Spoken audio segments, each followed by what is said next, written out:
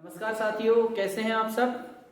तो आज हम स्टार्ट करने वाले हैं एक महत्वपूर्ण टॉपिक जो फर्स्ट ईयर और थर्ड ईयर में भी काम आता है, ठीक है, और एमए में भी काम आता है, तो बीए में भी काम आता है और एमए में भी काम आता है। तो हम एक ऐसा टॉपिक आज पढ़ने वाले हैं और इससे जो क्वेश्चन जो है लगभग 99% है कि इससे जो है हम जो टॉपिक पढ़ने वाले हैं भारतीय संविधान की विशेषताएं। तो ये जो है पेपर में आता भी है और जैसे मेरे पास एमए का जो पेपर हुआ है थर्ड सेम, उसमें आया भी है क्वेश्चन, 2 बार आ चुका है ना। तो इसमें एक क्वेश्चन आया हुआ है कि भारतीय संविधान की प्रमुख विशेषताओं को लिखिए, है ना। तो आपको कुछ नहीं, सीधा सीधा पॉइंट मैंने लिख दिया है, 11 पॉइंट। बहुत सारे बुकों में जो है 5 पॉइंट 6 पॉइंट दिए हुए हैं, लेकिन मैं जो है इसमें आपको 11 पॉइंट लिखा हूं। तो आप जो है बाकायदा इसके नोट्स बना लेना और लिख लेना, ठीक है। और तो ये जो टॉपिक है ये महत्वपूर्ण है क्योंकि बीए में भी काम आएगा और एमए में भी काम आएगा, ठीक है। अगर आप राजनीति विज्ञान के विद्यार्थी हो और अन्य कंपटीशन में भी पूछा जाता है, ठीक है। तो हम स्टार्ट करने वाले हैं भारतीय संविधान की विशेषताएं। तो ये जो टॉपिक है ये एमए में भी है और बीए में भी है, ठीक है। तो फर्स्ट यूनिट है। तो मैं बता देता हूँ कि एमए में कहाँ पे है। एमए में है भारतीय शासन और राजनीति प्रथम प्रश्न पत्र में, ठीक है। उसी में हम लोग आज पढ़ रहे हैं बीए के प्रथम यूनिट के प्रथम टॉपिक है, सेकंड टॉपिक, ठीक है। इससे पहले मैं बता दिया था भारतीय संविधान का विकास एवं उसका ऐतिहासिक पृष्ठभूमि, ठीक है। तो सबसे पहले अगर पूछा जाए कि भारतीय संविधान की विशेषताओं को लिखिए, तो क्वेश्चन आ गया, तो आपको कैसे लिखना है भारतीय संविधान के बारे में। तो सबसे पहले भारतीय संविधान की विशेषताएं लिखिए। तो आपको डायरेक्ट नहीं लिखना है, उसके बारे में थोड़ा बहुत बेसिक चीजें बताना है कि भारतीय संविधान क्या है, ठीक है। तो मैं बता चुका हूँ भारतीय संविधान क्या है कि शासन प्रशासन को चलाने के लिए नियम कानूनों और सिद्धांतों की जरूरत होती है और उन्हीं के आधार पर हमारा राज्य का शासन संचालन होता है, ठीक है। तो ये हमारा क्या है, भारतीय संविधान की विशेषताएं लिखना है, ठीक है। तो अब जो है आपको उसकी विशेषताएं पूछा है, तो सबसे पहले आपको हेडिंग में लिखना है। तो पहला पॉइंट क्या डालो आप लोग लिखना कि पहला पॉइंट है भारतीय संविधान क्या है, सबसे लंबा और लिखित संविधान है। लंबा और लिखित संविधान क्यों कहा जाता है, क्योंकि देखो हमारे भारतीय संविधान में कितने अनुच्छेद हैं, 395 अनुच्छेद हैं, ठीक है। और कितने भाग हैं, 22 भाग हैं, ठीक है। और कितने अनुसूची हैं, 12 अनुसूची हैं, ठीक है। तो हमारा भारत का एकमात्र ऐसा संविधान है जिसमें 395 अनुच्छेद है, ठीक है, और 22 भाग है और कितने अनुसूची हैं, 12 अनुसूची है। इसी कारण इसको कहा जाता है सबसे लंबा और लिखित, ठीक है। और लिखित भी है क्योंकि कितने इसमें हमारा संविधान क्या है, एक लिखित रूप में है, ऐसा मनगढ़ंत नहीं है, ठीक है, वो लिखित है। इसी कारण इसको क्या कहा जाता है, लंबा और लिखित। तो ऐसा आप जो है पॉइंट डालना और उसमें 3 या 4 पॉइंट दे देना। तो पहला पॉइंट हो गया 395 अनुच्छेद और 22 भाग और 12 अनुसूची, ठीक है। उसके बाद जो है आप जो है नेक्स्ट पे आना, नेक्स्ट पॉइंट। अब विभिन्न स्रोतों से विहित, ठीक है। विभिन्न स्रोतों से विहित मतलब इसका अर्थ ये है कि हमारा जो संविधान है कोई एक स्रोत से नहीं लिया गया है, विभिन्न स्रोतों से हमारे संविधान को ग्रहण किए हैं। जैसे कि अमेरिका से लिए गए हैं, मौलिक अधिकार लिए गए हैं वहां पे, ठीक है। और वहां से क्या लिए हम लोग, न्यायपालिका लिए गए हैं, ठीक है। और नेक्स्ट हम लोग 1935 भारत शासन अधिनियम 1935 से भी बहुत सारे अनुच्छेद वहां से लिए हैं, ठीक है। और नेक्स्ट क्या, इसमें हम लोग आयरलैंड से लिए हैं और ऑस्ट्रेलिया से लिए हैं और जापान से, ठीक है, जर्मनी से, फ्रांस से, ठीक है। तो इसी कारण इसको विभिन्न स्रोतों से लिया गया। जैसे हम लोग यूएसए से देख लें, यूएसए से लिए हैं फंडामेंटल राइट, ठीक, फंडामेंटल राइट। और आयरलैंड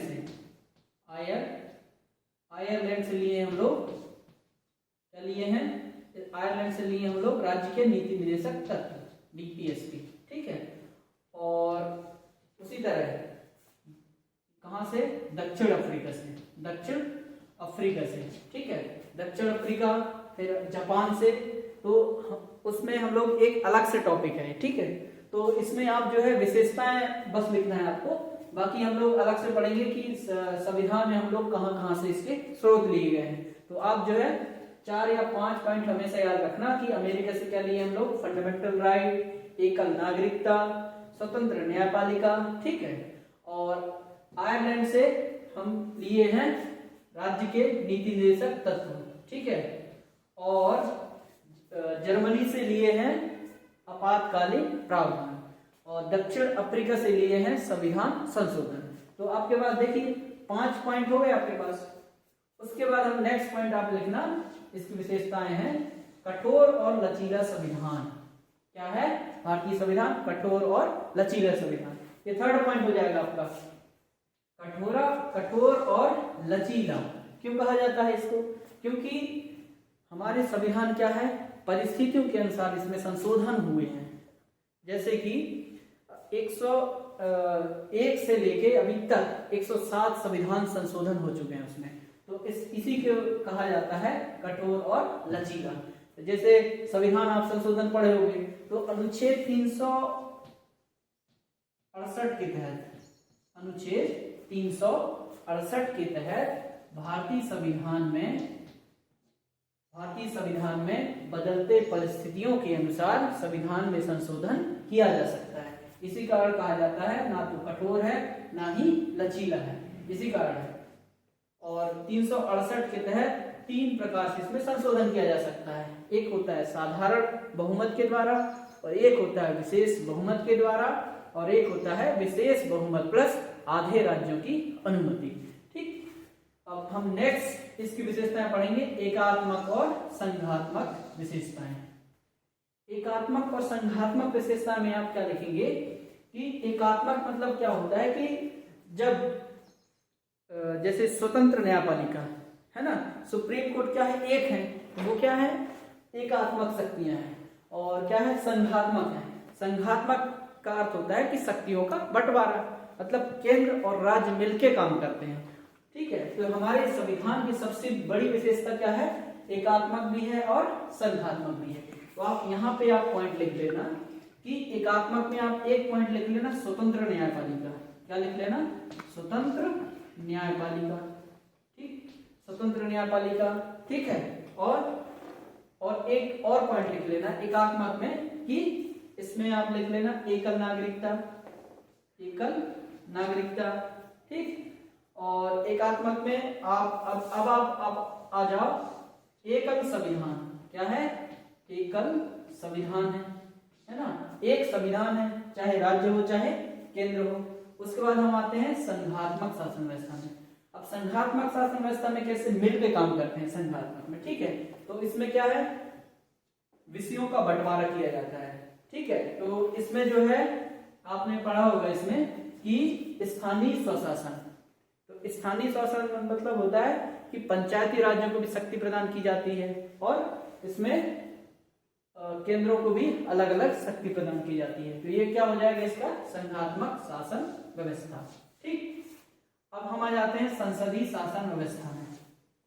संसदीय शासन व्यवस्था में क्या होता है कि इसमें वास्तविक शक्ति, इसमें आप लिखना संसदीय शासन में कि वास्तविक शक्ति किसके पास होती है, प्रधानमंत्री के पास होती है, और नाम मात्र की शक्तियां किसके पास होती हैं, राष्ट्रपति के पास होती हैं, ठीक है। इसी कारण इसको क्या कहा जाता है, संसदीय शासन व्यवस्था। और इसमें जो है 3 उसमें होते हैं, एक न्यायपालिका होती है, एक विधायिका होती है और एक कार्यपालिका होती है।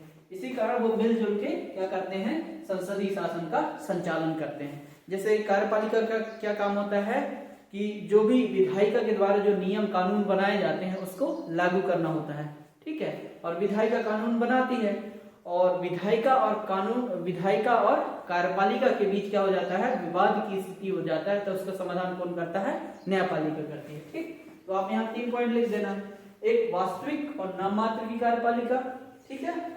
और संसदीय शासन व्यवस्था में आप लिखना कि इसमें वास्तविक शक्ति किसके पास होती है, प्रधानमंत्री के पास, और नाम मात्र की शक्ति राष्ट्रपति के पास, ठीक।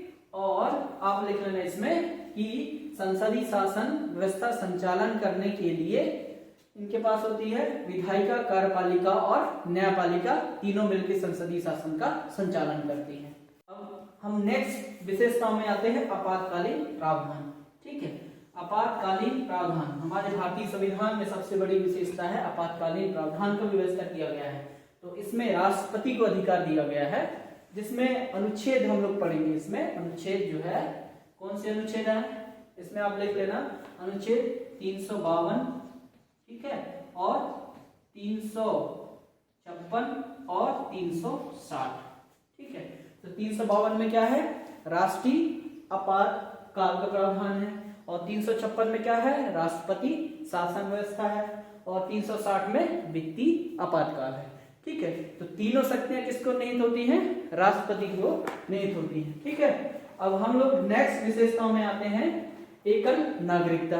नेक्स्ट आप विशेषता लिखना, एकल नागरिकता। तो एकल नागरिकता मतलब क्या होता है कि हमारे यहाँ पे भारतीय संविधान की सबसे बड़ी विशेषता ये है कि यहाँ पे आप कोई भी राज्य में चले जाओ, चाहे आप यूपी चले जाओ, चाहे महाराष्ट्र चले जाओ, चाहे केरल चले जाओ, चाहे छत्तीसगढ़ चले जाओ, नागरिक की जो नागरिकता है वो क्या है, केवल और केवल भारतीय है। उसी तरह आप जैसे आप अमेरिका में चले जाओ तो वहां पे क्या है, अलग अलग राज्यों में अलग अलग नागरिकता ग्रहण करते हैं हम लोग। ठीक है, तो सबसे बड़ी विशेषता क्या है, एकल नागरिकता है। तो आप यहाँ लिख लेना इसके आगे कि एकल नागरिकता क्या होता है। तो मैंने बता दिया है कि आप भारतीय हो तो आपकी नागरिकता एक होगी। ठीक है, और अब हम नेक्स्ट में आते हैं, नेक्स्ट विशेषताओं में धर्मनिरपेक्ष राज्य। ठीक है, भारतीय संविधान की सबसे बड़ी विशेषता है धर्मनिरपेक्ष राज्य। नेक्स्ट पॉइंट इसमें आप धर्मनिरपेक्ष राज्य का अर्थ ये होता है कि भारत का जो धर्म है वो किसी विशेष धर्म को मानना नहीं है, बाकी सभी धर्मों को क्या करना है, उनका सम्मान करना है। ठीक, अब नेक्स्ट विशेषता है स्वतंत्र न्यायपालिका। स्वतंत्र न्यायपालिका जैसे मैंने बताया था आपको एकात्मक और संघात्मक विशेषताओं में, तो एकात्मक विशेषता में बताया था स्वतंत्र न्यायपालिका भी सबसे बड़ी विशेषता है। तो ये जो है सभी के लिए लागू होते हैं। जैसे ये 3 भागों में विभक्त होता है। जैसे राज्य में जाओ तो वहां पे हाई कोर्ट होता है, उसको कंट्रोल करने के लिए अपील का अधिकार किसके पास होता है, स्वतंत्र न्यायपालिका होती है। और ये जो है हमारे मौलिक अधिकारों क्या होते हैं, संरक्षक होते हैं और गारंटर भी होते हैं।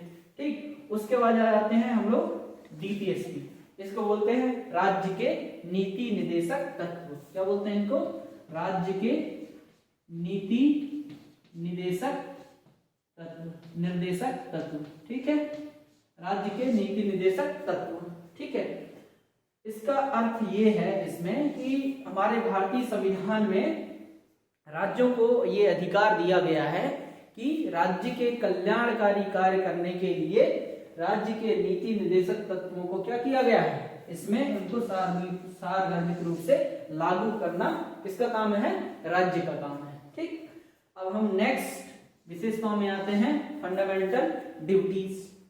फंडामेंटल ड्यूटीज मतलब होता है मौलिक कर्तव्य। इसके माध्यम से ये दिया गया है कि हर नागरिक का कर्तव्य होता है कि जो भारतीय संविधान में जो मूल कर्तव्य दिए गए हैं उनका क्या करना है, पालन करना है। जैसे कि महिलाओं का सम्मान करना, तिरंगा झंडा का सम्मान करना और सार्वजनिक संपत्ति की रक्षा करना। ठीक, तो ये क्या है, हमारे मूल कर्तव्य हैं जो हर नागरिक को क्या है, पालन करना रहता है। अब लास्ट में आते हैं फंडामेंटल राइट, मतलब मौलिक अधिकार। क्या बोलते हैं इनको, मौलिक अधिकार। मौलिक अधिकार, ठीक, तो मौलिक अधिकार आप जैसे इसमें आप हमेशा याद रखना, मौलिक अधिकार कौन से भाग में है, भाग 3 में है। ठीक है, भाग 3 में है इसमें, और ये अमेरिका से लिया गया है। कौन से, अमेरिका से लिया गया है, अमेरिका से। ठीक, और इसमें जो है आप हमेशा इसमें याद रखना अनुच्छेद ये है 13 से 32 तक। ठीक, अनुच्छेद 13 से 32 तक क्या है, मौलिक अधिकार, और भाग 3 में है, और ये अमेरिका से लिया गया है। ठीक, और हम लोग इसमें आप पढ़ लेना कि मौलिक अधिकार का अर्थ ये होता है कि जो व्यक्ति जन्म से जो अधिकार प्राप्त होता है वही क्या होते हैं, उसके मौलिक अधिकार होते हैं। मतलब एक व्यक्ति का जब जन्म होता है तो जन्म होते ही उसको जो सारे अधिकार प्राप्त हो जाते हैं वो क्या कहलाते हैं, मौलिक अधिकार। तो ये इनकी विशेषताएं हैं, ठीक है। बाकी हम लोग मौलिक अधिकार जो अलग से टॉपिक दिया हुआ है तो उसमें पूरा हम डिटेल पढ़ेंगे, ये केवल और केवल अपन विशेषताएं पढ़ रहे हैं। जैसे इसमें भी आप पढ़ लेना कि ये जो है मूल कर्तव्य, ठीक, मूल कर्तव्य भाग 4 का में दिया हुआ है और 51 का में, ठीक। और ये इसको भी आप नोट कर लेना इसमें कि ये जो है भाग 4 में है, ठीक। और ये जो है इसमें अनुच्छेद 36 से लेके इसमें जो है 51 तक इसके प्रावधान है, ठीक है। और तो इस तरह से मैंने आपको बहुत सारी विशेषताएं बता दी, लगभग 12 विशेषताएं बताए हैं, ठीक। तो 12 विशेषताएं अगर पूछा जाए भारतीय संविधान की विशेषताएं तो आपको ये बकायदा 12 पॉइंट लिखना है। कौन कौन से, मैं एक बार रिवाइज करवा देता हूँ। सबसे लंबा और लिखित संविधान, विभिन्न स्रोतों से लिया गया है संविधान, कठोर और लचीला संविधान, ठीक, एकात्मक और संघात्मक व्यवस्था, संसदीय शासन व्यवस्था, आपातकालीन व्यवस्था, ठीक, एकल नागरिकता, धर्मनिरपेक्ष राज्य, स्वतंत्र न्यायपालिका और राज्य के नीति निर्देशक तत्व और मूल कर्तव्य और मौलिक अधिकार, ठीक। तो इस तरह से आज हम लोग ये लिखे हैं, इसमें पढ़ाई की है। मैं आपको बताने की कोशिश किया हूँ कि भारतीय संविधान की विशेषताएं, और ये आप लोग जरूर से नोट कर लेना इसमें, क्योंकि ये क्वेश्चन आना ही है। और ये फर्स्ट ईयर में भी है, सेकेंड ईयर, थर्ड ईयर और एमए में भी है, ठीक है। तो आप इसको ध्यान से पढ़ना और कोई भी अगर डाउट हो तो नीचे कमेंट्स जरूर करना, ठीक।